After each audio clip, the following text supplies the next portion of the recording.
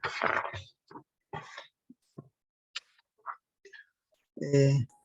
Buen familia de día. Cernam, Ministerio del Buenos Ambiente días. y a todos los integrantes de los organismos adscritos al sector ambiental, queremos darle la más cordial bienvenida a esta segunda jornada de género 2022, en la tercera fecha.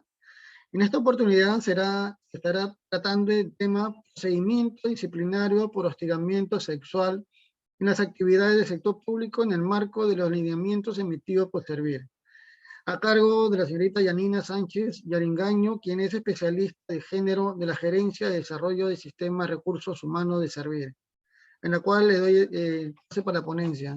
Por favor, registrar su asistencia y las preguntas una vez terminada el tema. Gracias. ¿Qué tal? Muchas gracias. Buenos días con todos, con todas. Muchas gracias por a Cernam por el espacio. Como les mencionaba, mi nombre es Yanina Sánchez y soy especialista de la Gerencia de Desarrollo del Sistema de Recursos Humanos. Y el día de hoy hoy les voy a conversar un poco acerca del procedimiento de investigación y sanción para casos de hostigamiento sexual dentro de las entidades públicas, ¿sí? Para ello, vamos a repasar un poco también, no solamente el qué cosa es exactamente o cómo funciona el procedimiento en sí, sino un breve repaso sobre lo que es las características que tiene el hostigamiento sexual, que finalmente ha tenido modificaciones normativas muy recientes y que es necesario tomar en cuenta para poder comprender también cómo va a ir funcionando el procedimiento de investigación y sanción, ¿sí? Voy a comenzar igual comentándoles un poco acerca de la finalidad del procedimiento, un poco para tomarlo en cuenta. El procedimiento de investigación de investigación de casos de hostigamiento sexual lo que va a buscar es determinar si hay una situación o si hay elementos suficientes para determinar probatoriamente que se ha generado una situación de hostigamiento sexual en el marco de las actividades del sector público. Una vez que esta misma se ha determinado, pues también como parte de la finalidad está la obligación de sancionar aquellos casos que se hayan identificado, ¿sí? ¿Cuál es el alcance normativo o cuáles son las normas que tenemos que tomar en cuenta cuando hablamos del procedimiento de investigación o cuando en general hablamos o abordamos la temática de hostigamiento sexual laboral? Por un lado está el decreto legislativo 1023 y todo lo referido a la ley del servicio civil, en la ley número 30057 y sus normas complementarias. En cuanto a cuando hablamos propiamente del procedimiento administrativo disciplinario, pero de manera complementaria es necesario que para poder mirar o aproximarnos al procedimiento de investigación y propiamente a la falta de hostigamiento sexual, es importante que también tomemos en cuenta a la ley número 27942 y su reglamento, que es el Decreto Supremo 014-2019 MIMP, que van a ser las normas más específicas que aborden y regulen específicamente qué pasa cuando estamos ante una situación de hostigamiento sexual. Entonces, como idea fundamental, es necesario que nos quedemos con que hay dos normas medulares que van a abordar o van a aproximarnos de manera adecuada a la temática de hostigamiento sexual. Por un lado, la Ley de Servicio Civil, que regula todo lo referido al PAD, al procedimiento administrativo disciplinario, y que nos rige como servidores públicos, pero por otro lado, y de manera igualmente necesaria, está la Ley de Hostigamiento Sexual y su reglamento, ¿sí? Tomemos en cuenta que el hostigamiento sexual no es una falta disciplinaria común, ¿sí? No es una falta... digamos, no es una falta que se genere como un robo o como un acto de corrupción, donde no hay una persona directamente afectada. Sabemos que hay una sociedad afectada, una entidad afectada, pero no hay una vulneración de derechos fundamentales de manera inmediata. Y por eso es importante que tomemos en cuenta que el hostigamiento sexual no es una figura común dentro de las faltas disciplinarias identificadas, ¿sí? Vamos a ver que hay una persona agredida, una persona que está siendo vulnerada en cuanto a sus derechos fundamentales y a sus derechos humanos, y en ese sentido tenemos que tomar en cuenta la envergadura de la situación de hostigamiento sexual que se está generando, ¿sí? Además, hay que tomar en cuenta que en el caso de las carreras especiales, pues les va a aplicar su norma específica y la ley de servicio civil pues aplicará de manera supletoria, ¿no? Sin embargo, en cualquiera de los casos, tanto en el caso de las carreras especiales, de las modalidades formativas, o de cualquiera de las formas de contratación con el Estado, vamos a encontrar que estas normas van a ser importantes, pero siempre tienen que mirarse de manera complementaria con la Ley de Prevención y Sanción del Hostigamiento Sexual. ¿Sí? Esa es una idea muy importante con la que nos tenemos que quedar. Ahora bien, cuando hablamos de responsabilidades, acá voy a ya, ok. Cuando hablamos de responsabilidades es importante que tomemos en cuenta cuáles son las obligaciones y responsabilidades tanto de Servir como de la Oficina de Recursos Humanos como de la Secretaría Técnica, que van a ser actores importantes dentro de cualquier caso de hostigamiento sexual. Principalmente dentro de una entidad, la Oficina de Recursos Humanos y la Secretaría Técnica. Pero de manera mucho más amplia, Servir tiene una serie de funciones vinculadas a la temática de hostigamiento sexual. En primer lugar, tiene la obligación de atender, acompañar y orientar a las personas que denuncian. Esto lo menciono y lo veremos hacia el final de la presentación porque Servir tiene un servicio particular de atención de casos que se denomina estado sin acoso, a través del cual se pueden comunicar ya sean de forma telefónica o a través del correo que tenemos. Hacia el final de la presentación vamos a ver cuál es este número y cuál es este correo.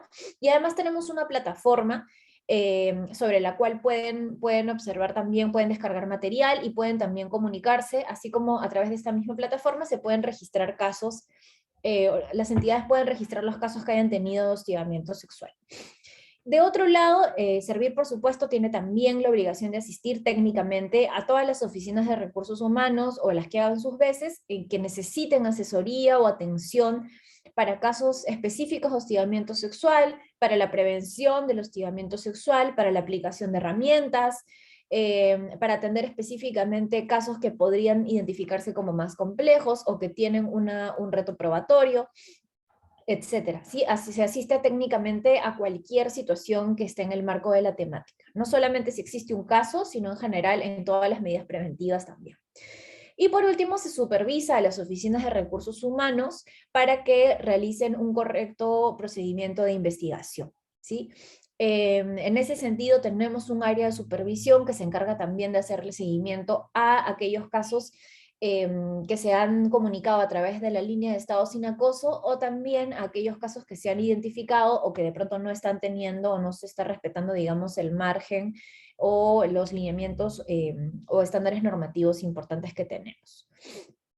De otro lado, tenemos las responsabilidades de la Oficina de Recursos Humanos, que en este caso es importante tomarlas en cuenta porque de hecho se han ampliado, ¿sí? Como les mencioné un poco hacia el inicio, la ley y reglamento de hostigamiento sexual han tenido modificaciones normativas en el tiempo.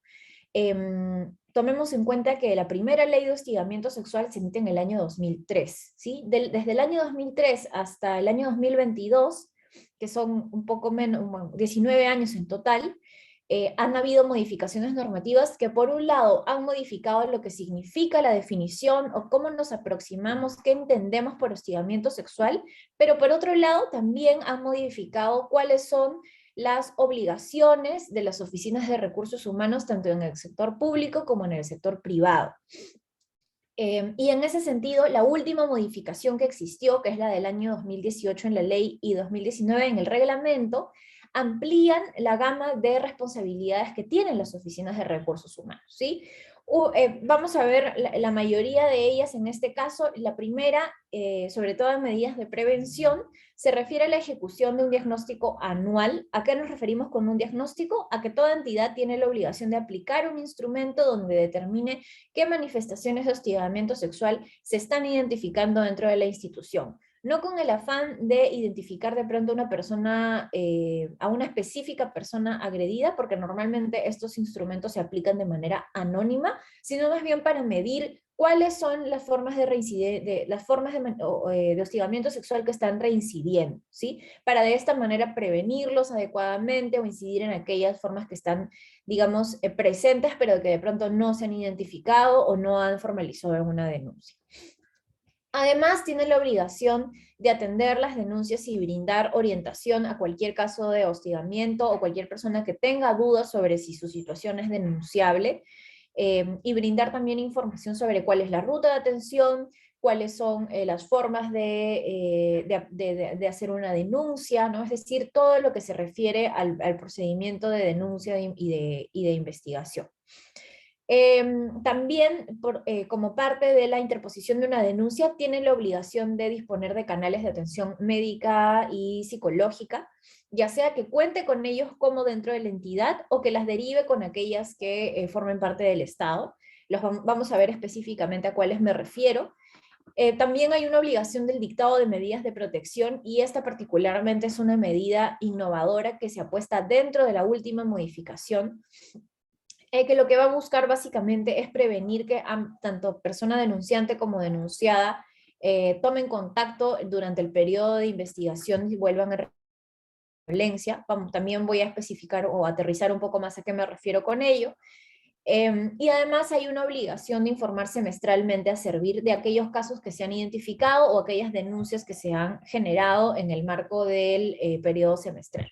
Y por supuesto también, en caso haya una denuncia que haya sido eventualmente sancionada, en realizar el registro de sanciones en el sistema correspondiente, ¿sí? Esas son obligaciones de manera muy general. A la mayoría de ellas las voy a abordar de manera específica a lo largo de la presentación, pero es importante que las tomemos en cuenta. Por un lado, para saber qué es lo que yo puedo esperar de mi oficina de recursos humanos, pero también para tener claro cuáles son los canales en los que me puedo apoyar, cuáles también las expectativas que puedo tener y cómo puede acogerme también la oficina de recursos humanos frente a dudas o consultas que puedan existir. Y por último, tenemos también la función de la Secretaría Técnica, ¿sí? La Secretaría Técnica viene a ser básicamente la persona o personas que están encargadas de identificar, una vez que se apone una denuncia por hostigamiento sexual o por cualquier otra falta disciplinaria, de realizar una investigación que denominamos una investigación preliminar, para determinar si hay los elementos suficientes para comprobar que hay un caso de hostigamiento sexual, ¿sí? En caso la Secretaría Técnica determine que sí los hay, entonces se emitirá un informe de precalificación donde sugiera la apertura de un PAT o donde sugiera el archivo, ¿no? Y por supuesto, en el caso hubiera una sanción eventualmente, informarlo en el Registro Nacional de Sanción de Servidores Civiles, ¿sí? Eso en general respecto de la Secretaría Técnica también. Si bien vemos que tiene obligaciones muy puntuales o que parecerían menores, su participación dentro del procedimiento de investigación es totalmente fundamental, porque va a ser esta la persona que determine específicamente si hay elementos suficientes para recomendar la apertura de un PAT, ¿sí? Y por eso es importante también que la Secretaría Técnica tenga todas las herramientas suficientes para poder determinar si existe un caso de hostigamiento sexual o no. ¿Y esto por qué lo menciono? Porque el hostigamiento sexual tiene un reto muy grande y es el reto probatorio. Muchas veces los casos de hostigamiento sexual se denuncian y pese a que efectivamente han ocurrido, no hay elementos probatorios suficientes para determinar que efectivamente ocurrió o que la persona que se denuncia efectivamente lo ejecutó. ¿Por qué? Porque hay situaciones de hostigamiento sexual eh, que no dejan rastro de manera tan visible, ¿no? Por ejemplo, yendo a un caso incluso delictivo, los tocamientos indebidos, que además son un delito, son muy complejos de probar, ¿no? ¿Por qué? No porque no hayan sucedido, sino porque más bien porque hay un reto probatorio mucho más alto, ¿no? Y en esos casos pues hay que recurrir a informes psicológicos, hay que recurrir a otros medios para poder determinarlo. Por acá me hacen una pregunta, si no tengo evidencias, no procede. No necesariamente, es decir, hay que tener en cuenta algo bien importante y igual lo voy a ver hacia lo largo de la presentación. Hay muchos elementos probatorios que hoy en día se toman en cuenta para un procedimiento de investigación, y lo vamos a ver más adelante, pero hay uno de ellos muy importante que es el testimonio de la persona denunciante, que tiene que ser valorado ante una situación o ante una denuncia. Esto no significa que el solo testimonio prueba o determina que hay un caso de hostigamiento sexual, pero sí es necesario que cualquier denuncia de hostigamiento sexual o cualquier procedimiento de investigación valore el testimonio de la persona denunciante, ¿no? Es decir, evalúe si hay elementos que vamos a denominar elementos indiciarios o también elementos periféricos que prueben o le den valor al testimonio que está realizando. Pero ojo aquí, y esto también es importante, que ahí, o en eso, en el cual me estoy adelantando un poco a razón de la pregunta, pero me parece importante aclararlo desde el inicio, e insisto en esta idea, que no existan medios probatorios suficientes no significa que el hostigamiento sexual no se haya generado, ¿no? Significa que lamentablemente no podrá ser del todo probado o no habrán elementos suficientes para iniciar un PAT, pero no significa que el hostigamiento no exista o que la persona necesariamente esté mintiendo, ¿no? Porque hay que tomar en cuenta el contexto particular donde surge el hostigamiento sexual, ¿sí? Entonces, hay que tomar esas características en cuenta y como les menciono en general, el hostigamiento sexual es una falta disciplinaria compleja por las formas de agresión o en general de vulneración de derechos que tiene, ¿sí? Eso también es importante tomarlo en cuenta. Igual vamos a ver un poco cuáles son el caso, digamos los pasos, paso por paso en la casuística también. Ahora bien, ¿qué cosa es el hostigamiento sexual, no? Es algo que seguramente ya conocen o de alguna manera ya seguramente se han aproximado, pero no está de más señalarles algunas características que hay que tomar en cuenta, sobre todo a razón de los cambios normativos.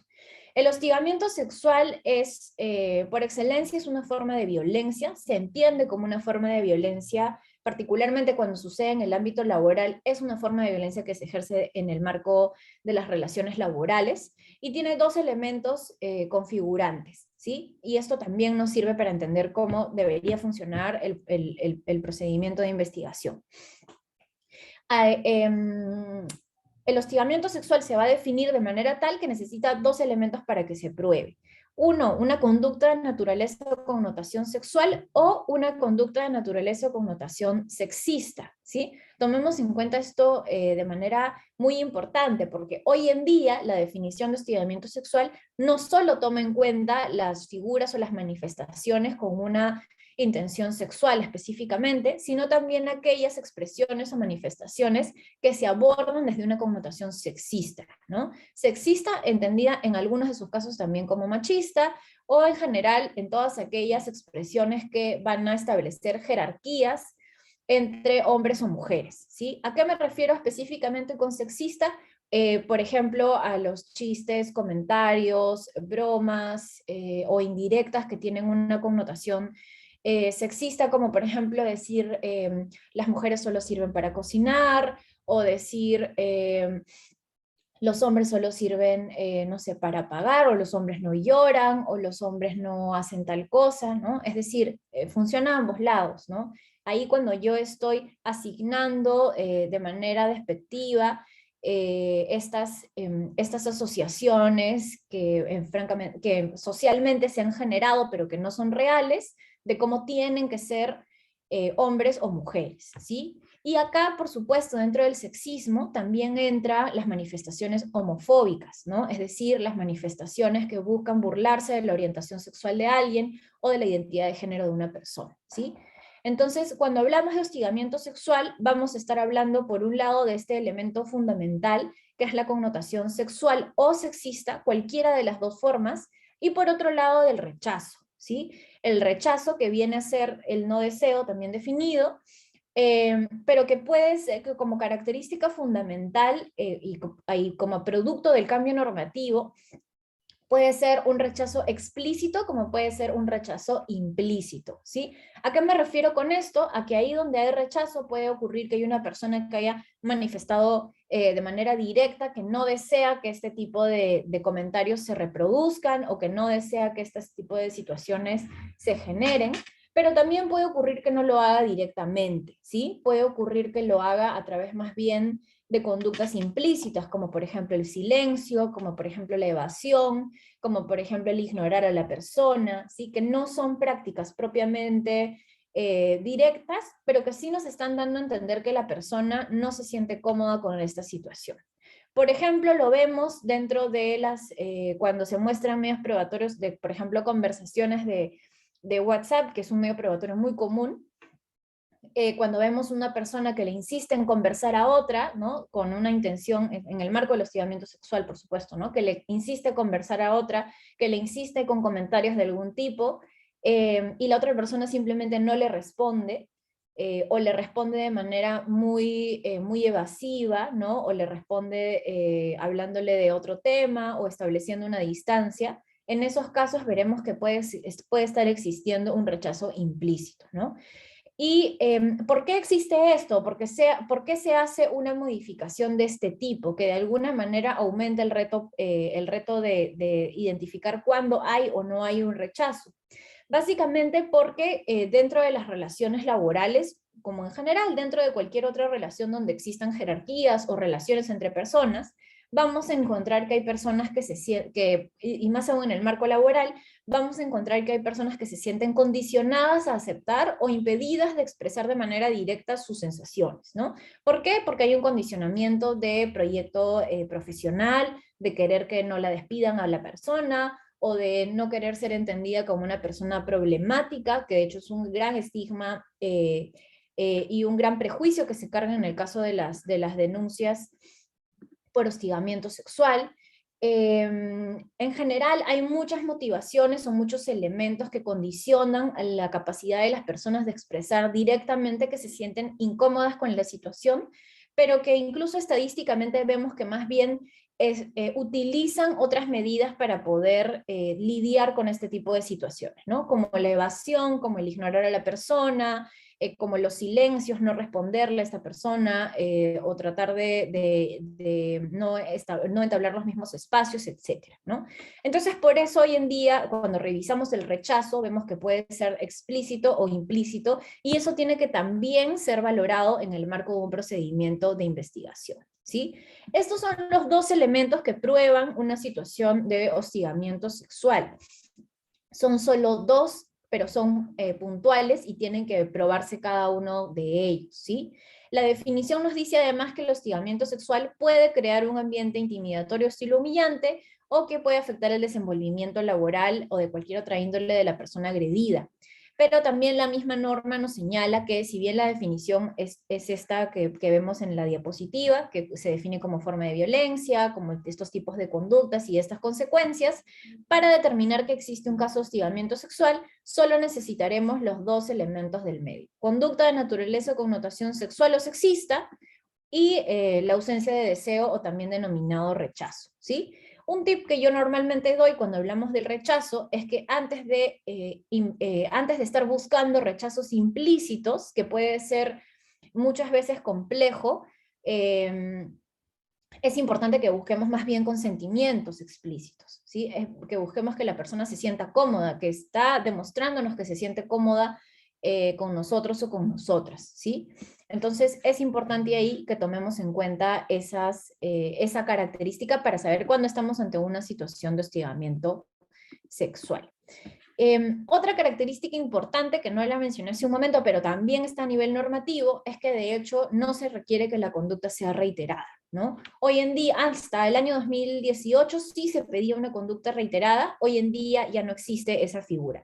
La reiterancia puede servirnos como un elemento indiciario, ¿no? Es decir, si ha pasado muchas veces, me sirve para determinar que efectivamente hubo hostigamiento sexual.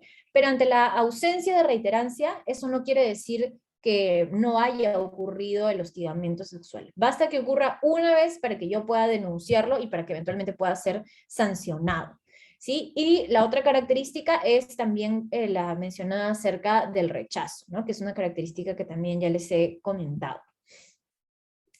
Ahora bien, ¿entre quiénes puede ocurrir el hostigamiento sexual? Y esto también es una ampliación propia de la norma.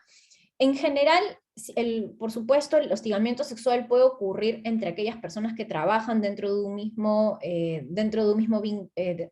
institución o dentro de una misma entidad. Puede ocurrir, por supuesto, entre jerarquías, es decir, una persona subordinada y una persona con una jefatura, pero también puede ocurrir de manera horizontal entre compañeros o compañeras de trabajo. Y también puede ocurrir, a pesar de que esto siempre ha sido así, pero hoy en día se especifica cuál es este tratamiento, puede ocurrir también entre personas que no necesariamente están trabajando dentro de una misma, perdón, están trabajando dentro de una misma entidad, pero no trabajan con un mismo empleador, ¿no? ¿A qué me refiero con esto? A, por ejemplo, personal tercerizado, ¿no? Por ejemplo, si yo trabajo tal vez en una entidad donde el personal de limpieza no tiene el mismo empleador que yo, pero trabajamos en un mismo espacio laboral.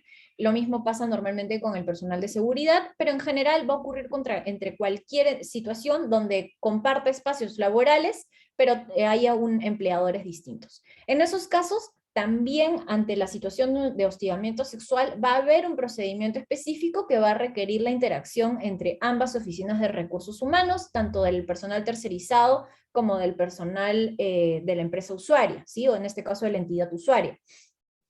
Puede ocurrir en esos supuestos, pero también puede ocurrir, por supuesto, ya pensándolo, no necesariamente entre personas, sino entre espacios, ¿no? Es decir, el hostigamiento sexual no está limitado al espacio físico laboral, sino que más bien va a ocurrir o puede ocurrir en cualquier espacio que se esté generando, donde las personas estén concurriendo con ocasión de sus vínculos laborales, ¿no? Por ejemplo, los denominados after office, los denominados eventos de fin de año, cualquier situación, por ejemplo, en el camino de pronto a tomar el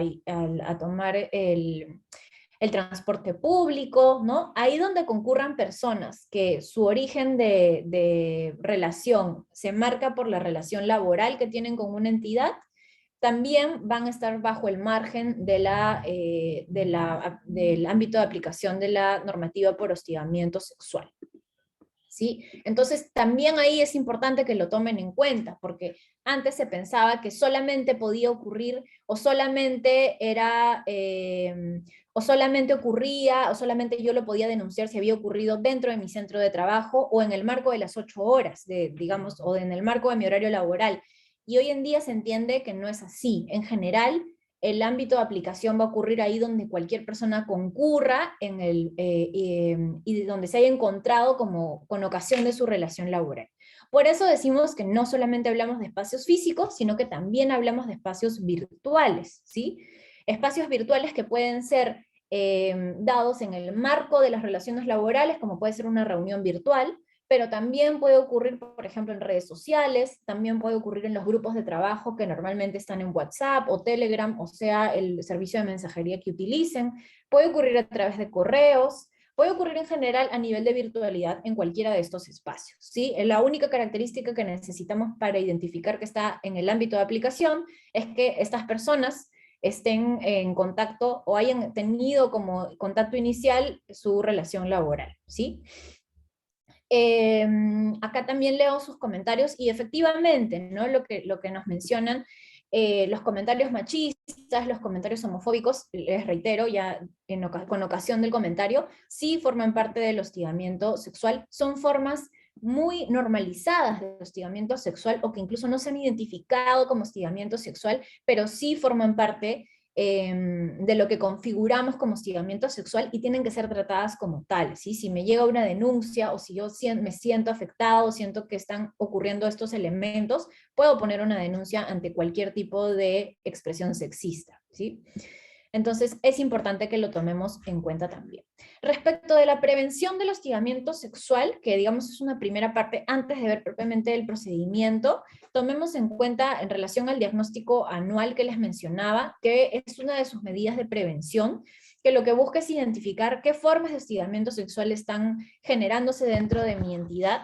Y aquí es muy importante, para yo poder identificar qué formas de hostigamiento sexual, es necesario primero que sepa cuáles son todas esas manifestaciones, ¿sí? O cuáles son todas esas posibilidades de manifestación. Si solo busco manifestaciones de connotación sexual, es posible que esté midiendo una forma de hostigamiento sexual, pero que no esté abordando toda su totalidad, ¿sí? Y viceversa también. También tenemos como medidas de prevención las capacitaciones, la difusión de información, la inclusión de cláusulas en los contratos y convenios que se suscriben con el personal, perdón, con los practicantes pre y profesionales, etcétera, ¿sí? Todas estas medidas señaladas en la diapositiva también forman parte de las obligaciones, particularmente las capacitaciones y la difusión informativa forman parte de las obligaciones generales en el marco del hostigamiento sexual. Estas capacitaciones que yo les menciono son dos y que son señaladas en el marco de la norma. Uno de ellos es la capacitación al inicio de la relación laboral para todas las personas de manera obligatoria, y por otro lado una capacitación anual especializada donde van a encontrarse tanto la Oficina de Recursos Humanos, la Secretaría Técnica, los involucrados en general en el procedimiento de investigación y sanción, y por supuesto quienes representen en el órgano instructor y sancionador. Otras acciones que comentaba para la prevención del hostigamiento sexual era el tema de la inclusión de cláusulas en los contratos y convenios, ¿sí? Hay ahí dos sugerencias de cómo plantear estas cláusulas en los contratos y convenios, como una obligación de las entidades públicas el adoptar medidas de prevención y sancionar los supuestos de hostigamiento sexual que involucren a algún servidor civil o practicante de conformidad con la ley 27942, y de otro lado, en las obligaciones del servidor civil o practicante, el respetar las normas de integridad y ética pública, así como las referidas al hostigamiento sexual. ¿Sí? Estas son la sugerencia textual de cómo tiene que figurar dentro de las cláusulas en los contratos y también en los convenios de prácticas pre y profesionales, ¿sí? Y también vemos hacia el lado izquierdo de la diapositiva cuáles son estas acciones de difusión, ¿no? Es decir, qué información idealmente yo tengo que estar difundiendo, ¿no? Cuáles son las manifestaciones, cuáles son los canales de denuncia, las acciones a seguir, etc. Y por otro lado, cuando hablamos de la atención a la víctima, vamos a ver, y se los mencioné hacia el inicio, de que una vez que se pone una denuncia de hostigamiento sexual, hay una obligación inmediata de atender, de ofrecer canales de atención médica y psicológica, ¿sí? Que van a entenderse como aquellos que tengan la misma entidad o que pueda derivar a los que tiene el Estado. Y vemos aquí cuáles son algunos de ellos: los centros de emergencia mujer, los centros de atención de salud, los centros de atención del Ministerio de Salud y también los centros de salud mental comunitaria, ¿sí? Cualquiera de ellos con los que cuente el Estado pueden ser derivados o pueden ser brindados como parte de la entidad y como parte de la obligación. Y por otro lado tenemos las medidas de protección. Las medidas de protección, como les mencionaba, son estas medidas que lo que están buscando hacer es evitar que tanto la persona denunciante como la persona denunciada vuelvan a entrar en contacto en el marco de un procedimiento de investigación, a efectos de que no se vuelva a generar situaciones de violencia o situaciones que puedan generar incomodidad, daño, o que repitan las situaciones de violencia que se están denunciando, ¿sí? Por eso es importante señalar que las medidas de protección son obligatorias. No son optativas y no están sujetas a que la persona denunciante o denunciada las acepte, sino que en todos los casos tienen que ser interpuestas, ¿sí? La norma sugiere propuestas de medidas de protección, como pueden ser la rotación o cambio de lugar, la suspensión temporal de la persona denunciada, o la rotación de la persona denunciante solo con su autorización. Y nos dicen también que las medidas de protección pueden ser en general cualquiera que esté buscando proteger y asegurar el bienestar de la víctima o de la persona denunciante, ¿sí? Pero algo muy importante que tomar en cuenta es que estas medidas de protección en ningún caso pueden ser utilizadas, por ejemplo, como la aplicación obligatoria de vacaciones, ¿no? Yo no puedo mandar de vacaciones ni a la persona denunciante ni a la persona denunciada, porque las vacaciones son un derecho, ¿sí? Son un derecho que no está sujeto a una denuncia o a un procedimiento de investigación, sino que deben ser gozadas en el marco de la voluntad de cada persona. Entonces es importante también que tomemos en cuenta ello. Algunas características o aspectos generales del procedimiento de denuncia, atención, investigación y sanción en el marco del hostigamiento sexual es, por supuesto, que tiene por excelencia, tiene un principio de confidencialidad que tiene que ser respetado. Los casos de hostigamiento sexual no deben ser difundidos, ni están permitidas las oficinas de recursos humanos o la Secretaría Técnica de estar informando quiénes son las personas que están involucradas. Para ello se sugiere la asignación de códigos a los casos, a los expedientes, para que de esta manera se mantenga el anonimato de las personas y solo conozcan su identidad un mínimo de personas que está involucrada con el procedimiento de investigación. También es importante la comunicación permanente durante todo el procedimiento, informarle a las personas involucradas cuáles son los pasos que siguen, cuáles son los plazos que se están respetando y cuáles son finalmente las etapas que se están pasando. Así como también dar un tratamiento adecuado a las personas que están denunciando. Y eso me lleva también a tomar en cuenta cuáles son las características que tenemos que tomar con atención cuando una persona pone una denuncia o cuando yo le voy a tomar el testimonio a la persona que está denunciando.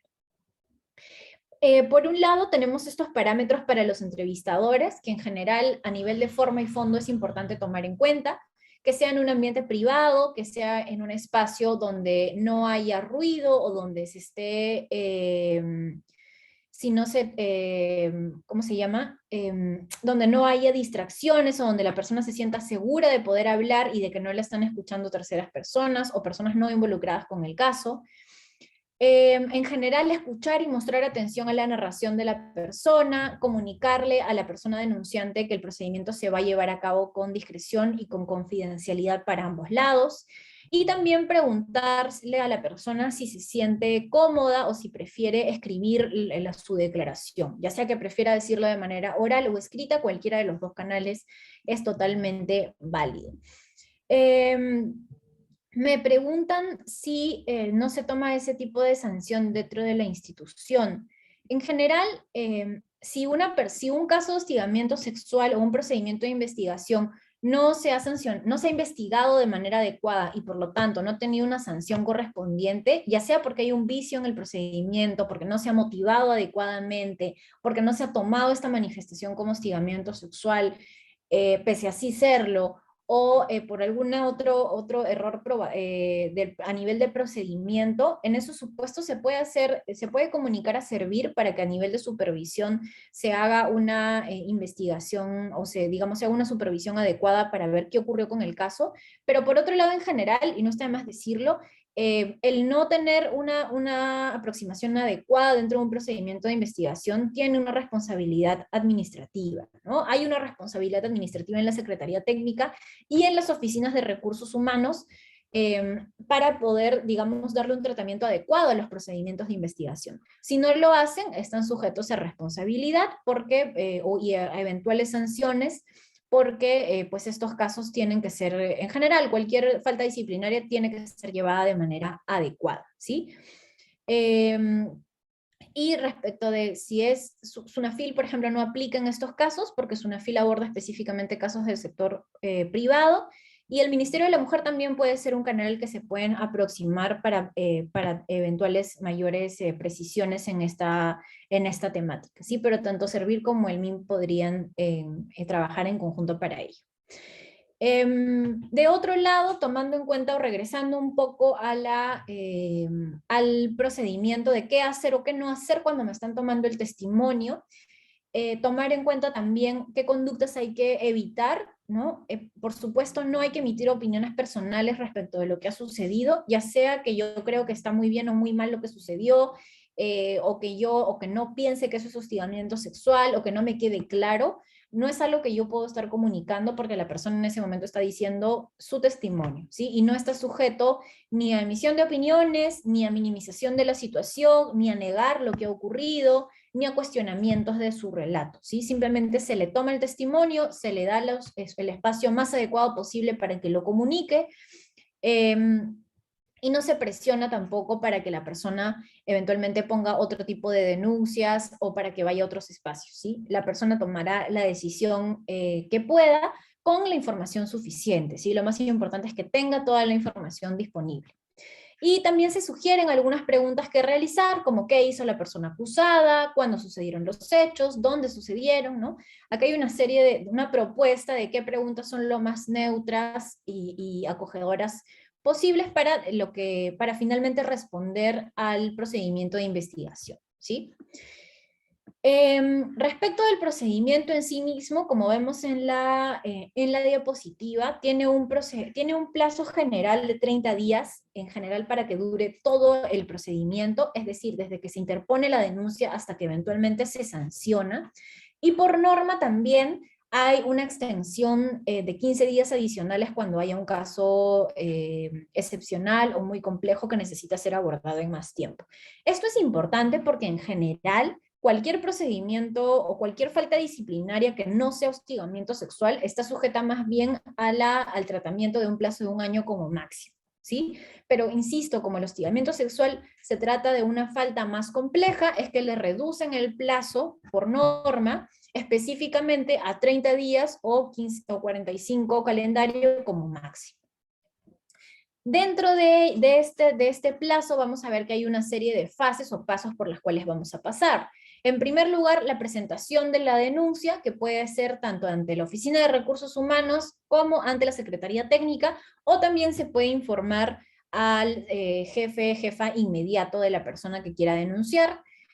Como acciones inmediatas se le dictan las medidas de protección que les comentaba y además se pone a su disposición los canales de atención médica y psicológica si corresponde. Algo muy importante que hay que tomar en cuenta es que cuando una persona pone una denuncia, en ese momento se le tiene que leer un acta que se denomina el Acta de Derechos del Denunciante, donde se señalan básicamente todas estas características que yo les he comentado, ¿no? Que tiene derecho a medidas de protección, que tiene derecho a a canales de atención médica y psicológica, sí, que es un procedimiento confidencial.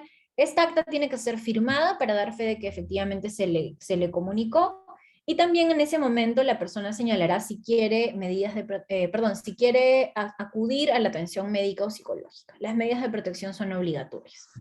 Como tercera etapa, se emite un informe de precalificación, es decir, en los 15 días calendarios siguientes, se va a emitir un informe de precalificación donde la Secretaría Técnica determinará si hay elementos suficientes para concluir que hay un probable caso de hostigamiento sexual.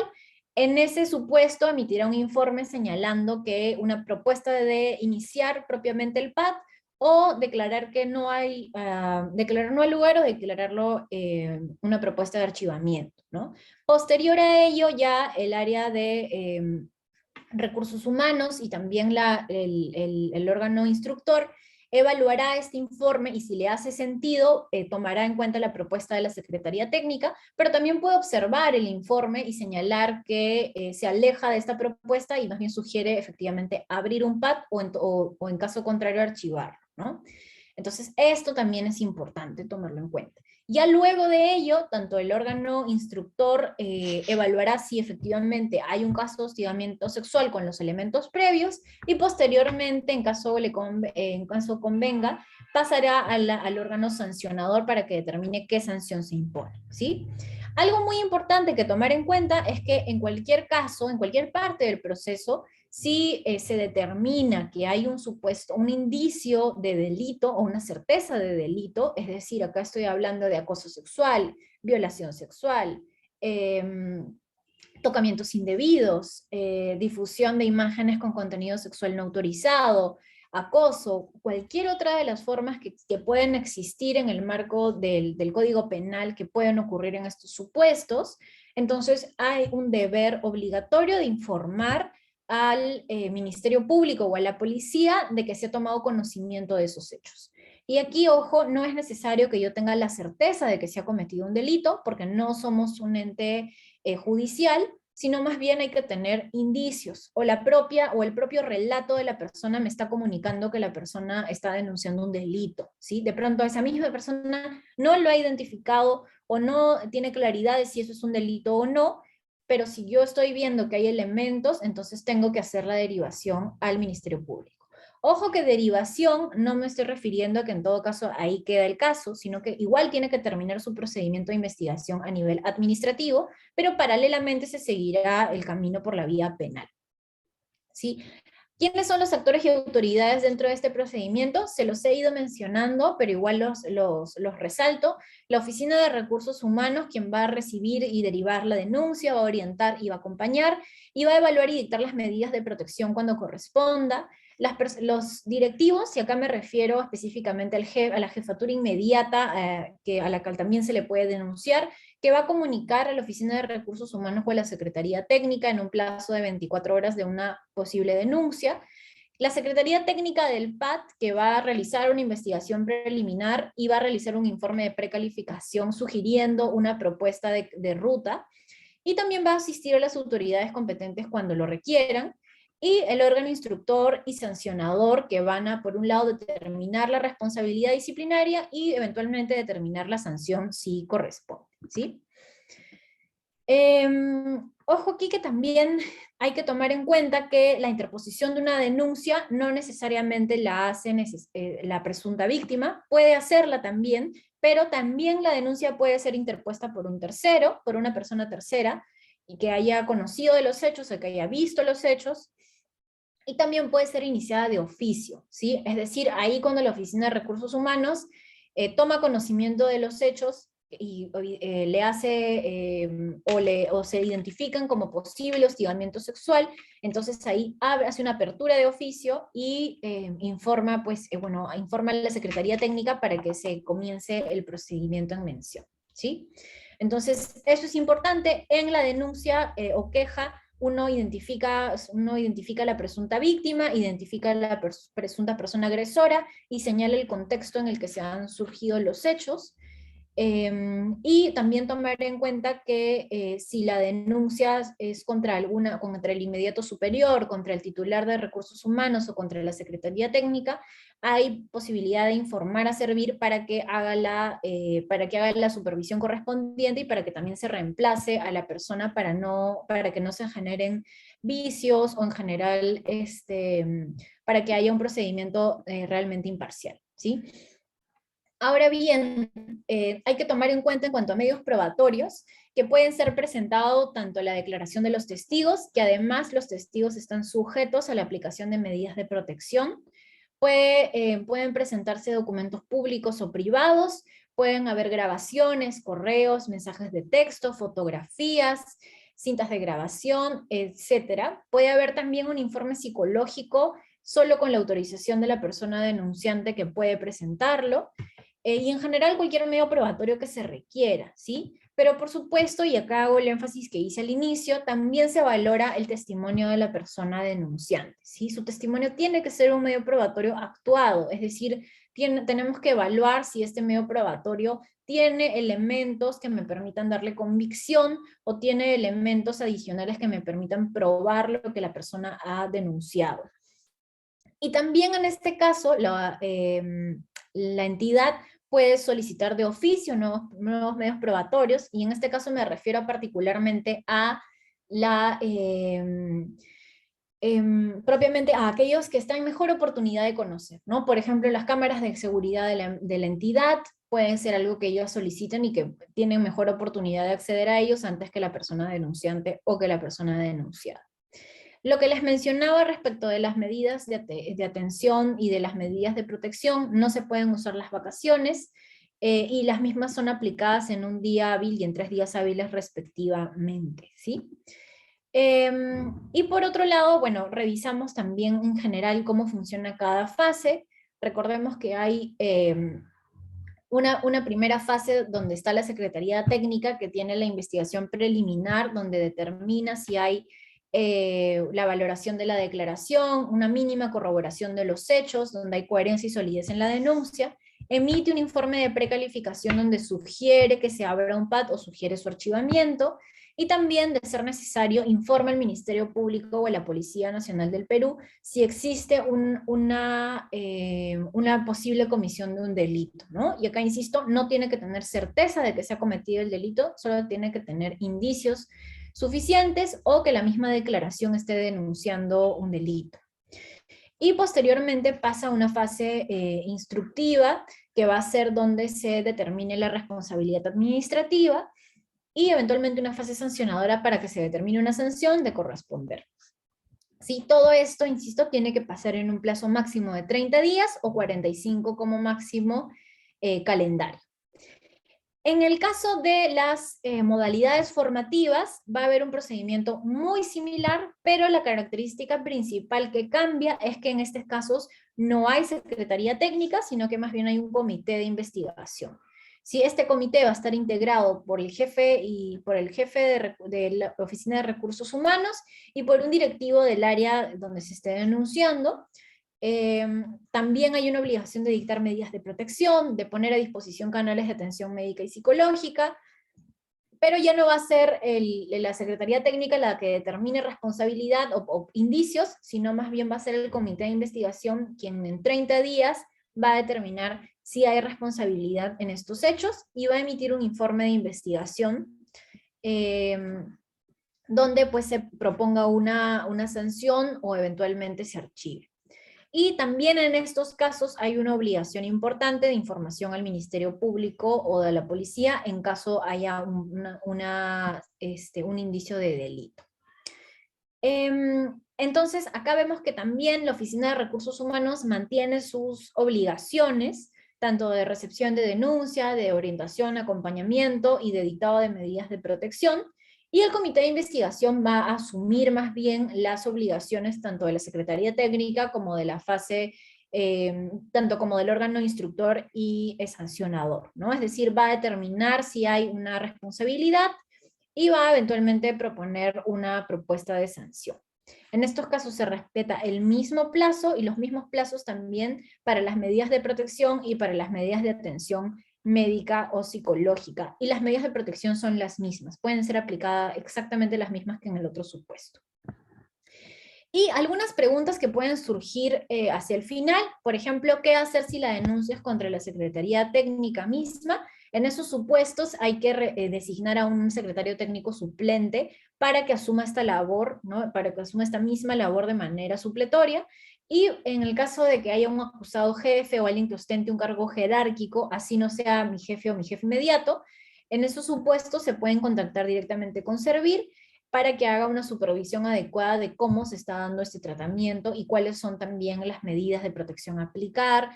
Por supuesto que en estos casos que pueden ser más complejos es necesario un seguimiento más cercano. Y por último vemos un poco cuál es el portal que les comentaba. Acá arriba pueden ver la página web que es servir.gov.p/estado sin acoso. Es una página web donde pueden observar no solo material de difusión, sino también algunos videos y alguna información importante sobre el hostigamiento sexual. Y también tomar en cuenta que en esta misma página está la plataforma de reporte de denuncias por hostigamiento sexual, donde se puede reportar semestralmente los casos de hostigamiento sexual que han tenido, ¿sí? Que también es importante que lo puedan hacer porque es parte también de las obligaciones de recursos humanos. Y también vemos cuáles son los números de atención y el correo, ¿sí? El 0800-124 opción 2 es la línea de atención gratuita para orientación de casos de hostigamiento sexual, y también el correo que se denomina estadosinacoso@servir.gov.pe.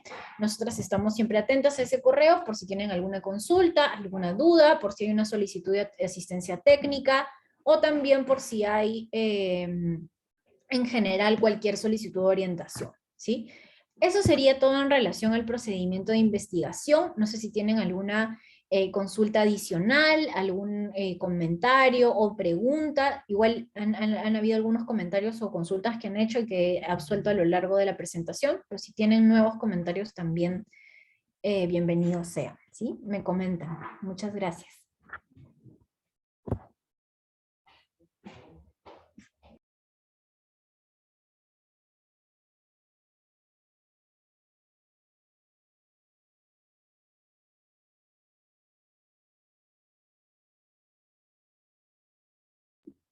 Sí, entiendo que no hay consultas por el momento. Veo que hay una consulta. Ok, sí, se ha logrado reducir el problema del hostigamiento. Es complejo determinar si se ha reducido propiamente el problema, porque hay muchas, habría que preguntarnos qué formas de hostigamiento se han sancionado o se están comenzando a identificar. Es decir, no hay un medidor específicamente de cuántos casos tenemos y cuánto se va reduciendo. Ciertamente, la mejor manera de determinar que eso está pasando es a través de los instrumentos de medición que tiene que aplicar cada entidad, ¿sí? Cada entidad necesita identificar si dentro de su entidad se está reduciendo. La única manera de saberlo es midiendo el hostigamiento dentro de cada entidad, ¿no? Creo que en este supuesto lo más importante es que podamos aprender a identificar qué formas de hostigamiento sexual en general no deberían estar pasando. Y no me refiero digamos, las que tenemos más claridad de identificación, como un chantaje, o como una connotación sexual evidente, sino también aquellas otras que son mucho más normalizadas, ¿no? Y en ese sentido creo que también es importante que no solamente veamos el hostigamiento sexual como un problema lejano, sino como un problema que nos involucra en general como parte de como parte de una entidad en general, ¿no? Ahí donde identifiquemos que una persona está haciendo un comentario inadecuado, o que identifiquemos que una persona está teniendo una conducta que sabemos que puede estar en el marco del hostigamiento, seamos también parte de frenar estas formas de violencia y también de identificarlo como algo que, no tiene, que tiene que ser detenido, ¿no? Pero no hay manera de tener propiamente estadística de qué tanto se han reducido los casos de hostigamiento sexual, porque recuerden también que más denuncias no necesariamente significan que el problema esté, o menos denuncias, perdón, no significa que el problema esté reduciéndose, ¿no? Sino que más bien lo que se está generando es que probablemente muchas veces más denuncias son consecuencia de mayor información y menos denuncias muchas veces son consecuencias de formas de hostigamiento que no se están mirando y que no se están identificando. Sí hay, por ejemplo, un informe realizado por la consultora GenderLab donde miden un poco cuántos casos de hostigamiento sexual se están identificando, y tiene una data bien interesante que les invito a revisar también. Ahí se señala que más o menos 6 de cada 10 personas están viviendo una situación de hostigamiento sexual y no la han identificado o no la han denunciado. Pero recordemos también que el hostigamiento sexual ha tenido modificaciones normativas muy recientes, ¿sí? Es decir, recién desde el año 2019 se modifica por completo su reglamento. Entonces es aún muy pronto para saber si producto de estas modificaciones se está generando un cambio, porque aún hay formas de hostigamiento que ni siquiera las personas lo terminan de identificar, ¿sí? Eso es algo importante, pero por supuesto necesita ser medido, ¿sí? Aunque nos establece complejidades también. ¿En qué momento se pueden denunciar los hechos? En general pueden ser denunciados en cualquier momento. Desde el momento en el que ocurren ya estoy en la posibilidad de denunciarlo, ¿no? Puede ser luego de haber cesado, es decir, luego de haber cortar con el hecho. Puede ser que ya haya cesado el hecho, ¿no? Estoy pensando de pronto en un caso donde hay una persona que me insiste en hacer algo o que me insiste en comentarios. No, puede ser que no haya cesado propiamente o que yo no lo identifique como que ha cesado y ya lo puedo estar denunciando, ¿no? No necesito que termine el hostigamiento propiamente para denunciarlo. Ahí donde yo lo identifico puede haber una denuncia totalmente válida, ¿no?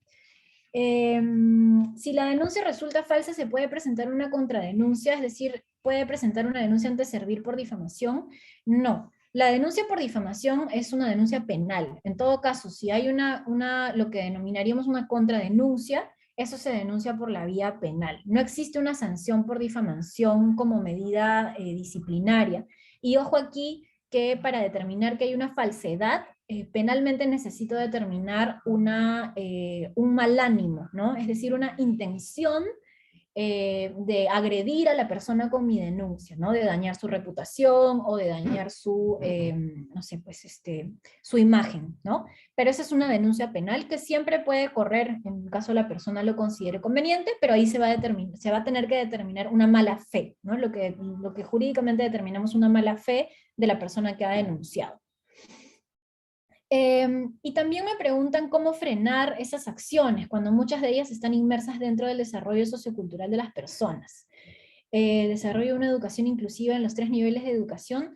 Sí, por supuesto, Juan Julio, muchas gracias por tu comentario y por consulta, pero por supuesto, ¿no? El hostigamiento sexual, como muchas formas de violencia o de manifestaciones de la violencia de género, no son un problema que se va a solucionar solo con procedimientos sancionadores, ¿no? Se requieren procedimientos sancionadores porque no pueden quedar impunes, pero necesitan un trabajo muy fuerte a nivel de prevención, ¿no? Y por eso es que se hace mucha incidencia en la información que se difunde, en los canales de difusión, en las actividades preventivas para que se identifiquen como formas de violencia que no pueden repetirse en el espacio laboral, pero que en general son consecuencia de los patrones socioculturales que tenemos y que vamos reproduciendo a nivel, en general en todos los ámbitos, ¿no? Sino que además ocurre en el espacio educativo, ocurre en el espacio comunitario, puede ocurrir también en la familia. Entonces ahí es importante que no lo asumamos como, insisto, ¿no? No como un problema lejano, sino como un problema en el que nos involucramos y frenamos, ¿no? Recordemos que los espacios laborales también tienen un potencial transformador de estos patrones socioculturales, ¿no? Entonces también podemos asumirnos como personas activas ante este problema. Pero preguntan si se podría tener una estadística institucional. Tenemos estadísticas de reportes de denuncias, y a ellos se puede acceder por acceso a la información. Pero ojo, aquí me dicen, entonces, contratados por terceros ni por cooperación internacional. Sí, bueno, ahí hay varias cosas. Por un lado, sí se tiene estadística de las denuncias que se están generando, pero tener estadística de denuncia, que igual es un indicador importante, insisto, no necesariamente es un indicador de cuánto el problema se está reduciendo, ¿no? Porque hay muchas causales que explican por qué hay más denuncias. A veces puede ser porque hay más casos, pero también puede ser porque hay más información o porque hay menos normalización de esas formas de violencia. Habría que ver qué cosas se está denunciando específicamente, ¿no? Entonces, pero sí, por supuesto que la estadística es necesaria. Tenemos estadística de casos que se están denunciando, por supuesto, ¿no? Pero evaluar específicamente si eso ha reducido el hostigamiento sexual puede ser un poco más complejo. Y claro, podemos ver el tema de la no contratación, que de hecho es una temática que se evalúa, pero también tomar en cuenta que es necesario que las personas agresoras tengan un espacio de cambio de actitud, ¿no? Porque en algún lugar van a trabajar eventualmente y no puede ocurrir que estén replicando estas conductas. Si un hombre cree en general, ok. Entiendo que se refiere a una persona con una identidad de género trans, ¿se considera violencia de género? Bueno, la normativa internacional nos dice que sí, efectivamente la violencia de género ocurre no solamente contra las mujeres, sino en general ahí donde los patrones socioculturales nos están diciendo que existen jerarquías o se está generando un daño sobre lo que se considera femenino o sobre lo que se considera masculino. En general, la población LGBTIQ, referida específicamente a personas dentro de la diversidad sexual, también están enmarcadas en lo que se refiere a violencia de género. Respecto de las medidas de protección, entiendo, si se puede hacer uno puede trabajar tranquilo. Ana, muchas gracias por tu pregunta. En general, creo que es muy complejo, ¿no? Las medidas de protección lo que tratan de hacer es que la persona se sienta más tranquila de laborar o se sienta con las mejores oportunidades de continuar su actividad, pero por supuesto que el hostigamiento sexual, en la medida que es tan amplio y que puede tener afectaciones a la salud mental y incluso a la salud física, no siempre se va a poder garantizar que la persona esté con una entera tranquilidad, porque hay un periodo de aceptación y de comprensión de lo que le ha ocurrido, ¿no? Y no solamente se da en el caso del hostigamiento sexual, sino en general en cualquier caso de violencia sexual, ¿no? Entonces, lo que se trata de generar es que hayan las menores condiciones para que la persona se sienta agredida o intranquila, sino más bien para que pueda para que pueda ser correctamente abordada, ¿no? Para que pueda tener la posible tranquilidad. Y ojo aquí, Ana, por tu pregunta, que la rotación de la persona denunciada, perdón, de la persona denunciante no es muy recomendada, salvo que la misma persona lo haya autorizado, ¿no? Normalmente se prefiere la rotación de la persona denunciada. Y si tenemos una lista roja, tenemos un registro de sanción, que en general tenemos un registro, o sea, Servir tiene un registro nacional de sanción de servidores civiles, ¿no? En ese registro existe la sanción por hostigamiento sexual, ¿no? Entonces, hay una lista, claro que sí, digamos, de personas que se han sancionado. Y hay también, ¿no? Como en cualquier falta disciplinaria en general, hay una prohibición de contratación a cualquier persona que ha sido sancionada. Pero hay que tomar en cuenta, por un lado, que hay muchos casos de hostigamiento sexual que lamentablemente no se sancionan, ¿no? Ya sea por falta de medios probatorios o por vicios en el mismo procedimiento de investigación. Pero por otro lado, y ya no mirándolo solo desde Servir, sino dándole pues una mirada amplia, incluso en otros ámbitos, público, privado, etcétera, sí es importante que miremos el hostigamiento, o en general la mirada hacia las personas que acosan o que hostigan, que necesitan no solamente una sanción, porque yo retiro a esta persona del lugar, pero esta persona a algún lugar va a ir a trabajar, ya sea dentro del sector público o que sea dentro del sector privado. Y en ese sentido es importante que por eso miremos este problema como un problema social, ¿no? Porque yo lo retiro de mi institución y eso está bien porque tiene que ser sancionado, pero esta persona necesita cambiar sus patrones de hostigamiento, sus patrones también de aproximación a las personas, ¿no? Porque no puede repetirlos en general y no debería repetirlos, ¿no? Entonces sí necesitamos también aproximarnos de una manera amplia. Y me preguntan también cuál es la diferencia entre acoso y hostigamiento. Esa es una pregunta bien interesante y voy a tratar de responderla de la manera más clara posible. Me preguntan por acoso y hostigamiento, pero yo voy a hablar específicamente de acoso sexual y de hostigamiento sexual, ¿sí? Que es básicamente a lo que nos referimos. El hostigamiento sexual es una falta disciplinaria, ¿sí? Eso quiere decir que dentro de la entidad yo voy a sancionar disciplinariamente el hostigamiento sexual. Y tiene una definición específica que nos dice, ¿no? Conducta de connotación sexual o sexista y rechazo de la otra persona. La entidad sanciona eso. El acoso sexual, y ojo aquí que esa es una característica propia de nuestra legislación peruana, no se aplica necesariamente a otros países. El acoso sexual en el Perú es un delito, y es un delito hasta hace muy poco, ¿sí? Es un delito recién desde el año 2018. ¿Cuál es la mayor diferencia entre acoso sexual y hostigamiento sexual, además de sus ámbitos de sanción? Es principalmente que el acoso sexual solo aborda conductas de connotación específicamente sexual, ¿sí? Por eso es delictivo, porque está pensando en conductas de connotación exclusivamente sexual. Aquí ya no entra la posibilidad del sexismo.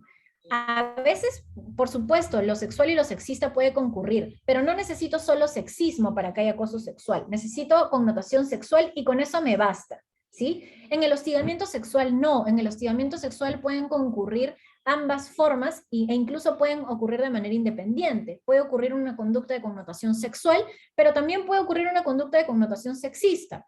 Básicamente, ¿a qué me refiero muy puntualmente? A un chiste sexista, ¿no? Que yo les diga, ay, los hombres solo sirven para hacer tal cosa, ¿no? Por poner un ejemplo muy, muy general y muy burdo, o las mujeres solo sirven para cocinar, no tiene una connotación sexual, tiene una connotación sexista, y eso yo no lo puedo denunciar penalmente, ¿no? En todo caso lo puedo denunciar a nivel administrativo, porque me agrede ese tipo de comentarios, pero nadie va a ir a la cárcel por decir eso, ¿no?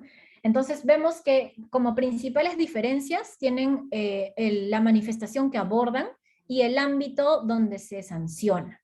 Pero ojo que las conductas de hostigamiento sexual, como tienen una definición bien amplia, ¿no? pueden tener dentro de sus manifestaciones conductas delictivas. Es decir, a mí puede ser que alguien me cometa un acto de tocamientos indebidos contra mí en el marco de las relaciones laborales, y yo eso lo voy a denunciar dentro de mi entidad, pero paralelamente puedo denunciarlo penalmente, porque lo que me ha ocurrido además es un delito, y tiene que ser sancionado en ambos ámbitos, porque son ámbitos distintos, ¿no? El penal y el administrativo. Esas son, digamos, las dos diferencias medulares entre lo que es acoso sexual y lo que es hostigamiento sexual.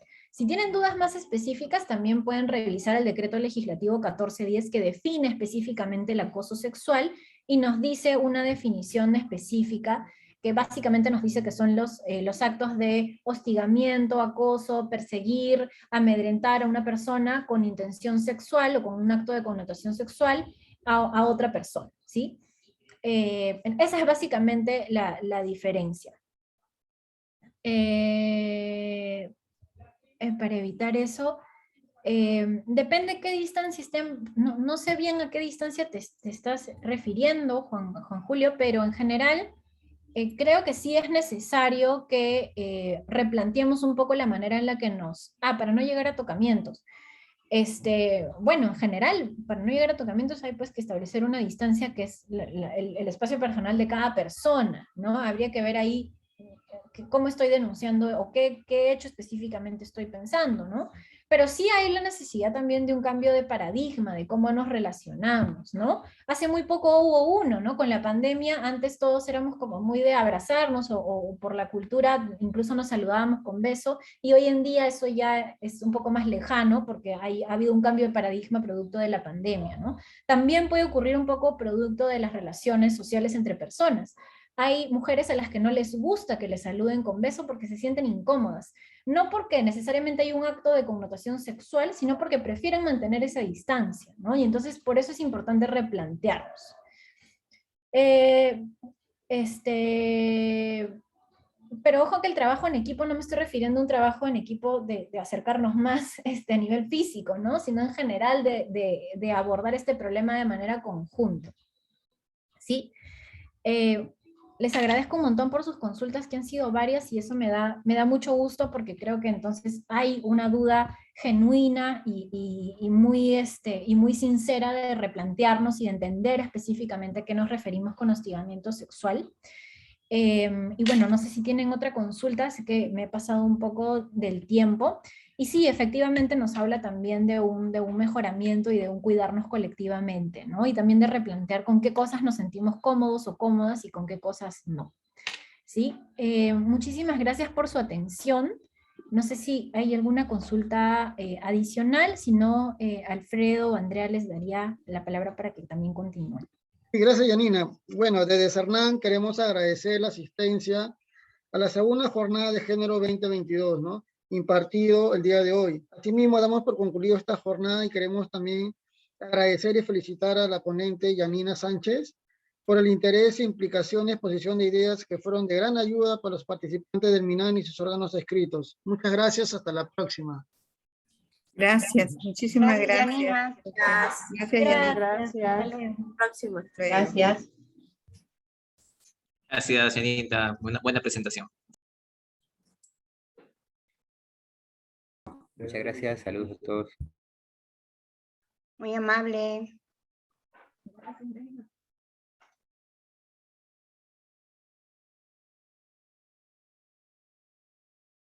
Gracias.